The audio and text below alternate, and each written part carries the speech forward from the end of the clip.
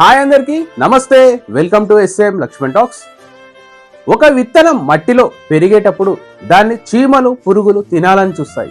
వాటి నుంచి తప్పించుకొని ఒక మొక్కలా ఎదిగేటప్పుడు దానిని పక్షులు పొడిచి పొడిచి తినాలని చూస్తాయి. అలాగే వాటి నుంచి కూడా తప్పించుకొని పక్షుల నుంచి తప్పించుకొని ఒక చిన్న కొమ్మలా ఎదిగినప్పుడు దాన్ని పశువులు తిందామని చూస్తాయి.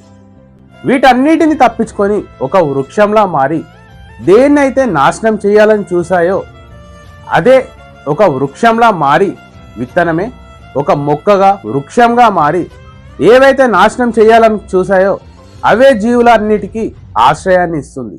అలాగే ఒక మనిషి ఎదుగుతుంటే సూటిపోటి మాటలతో అతన్ని గాయపరిచి మనసుని ఎవరో ఏదో అంటున్నారని బాధపడుతూ అక్కడే కూర్చుంటే నీ సక్సెస్ను నువ్వు సాధించలేవు.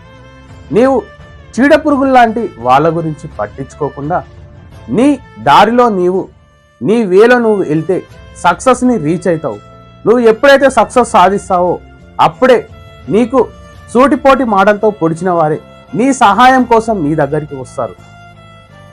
సో నీకు అప్పటి వరకు కావలసింది ఓర్పు, సహనం మాత్రమే.